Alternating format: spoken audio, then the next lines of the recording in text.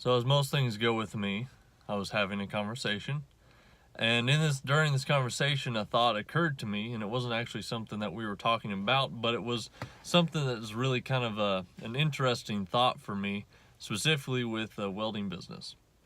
If you're in a welding business, your own mobile welding, it comes down to, I've talked about before, is welding's only about 20% of what you do. For the most part, there's so much more to the business side that you have to take care of, that when it comes down to actually just doing the work, it's only about 20% of it.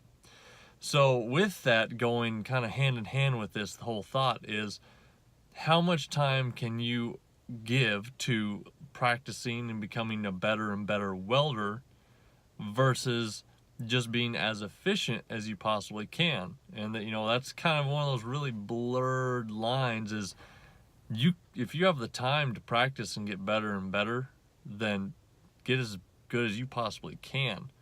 But then on the other side is, every hour that's spent practicing in a business could also have been an hour spent making cold calls, beating the streets, trying to drum up some more work. So you can practice and be the best welder in the world, but if you haven't networked, then what does it actually do you? And that's kind of a situation that I've brought up just ever so slightly before, but it's something to really be aware of, is just because you are the best welder there is, someone that might be able to be more successful than you is someone that's actually better at networking, talking, going and finding the right people, finding the right jobs. If they got the jobs, they'll figure out the welding part.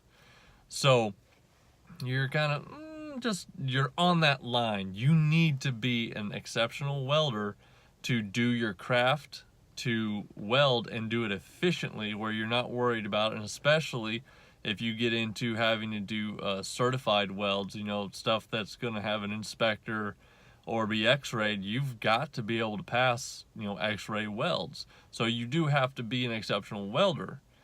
But on the same side, you've also got to know what is the most efficient use of your time.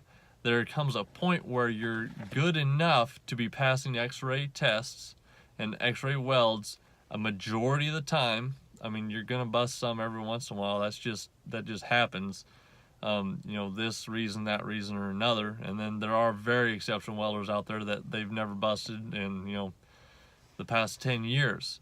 But for the most part, that's where kind of efficiency comes in, is where you get just good enough where you are doing great welds, but you're not the best, and you're not figured out every little tip and trick about welding, but you're good enough to actually be able to now go out and get jobs and keep passing the x-rays and continuing to get the jobs. Your time would probably be better spent getting the work rather than being able to do the work at that point. So you need both, but where that line is really kind of blurred, and it's something you're gonna have to just juggle as you go. I'm juggling it myself right now. So that was just kind of the thought that came up to me today. Like I said, just in conversation, I thought I'd share with you guys. If you have anything you want to add, as always, throw it down in the comments. I'd love to hear what your opinions are. You guys have a great day. I'll talk to you later.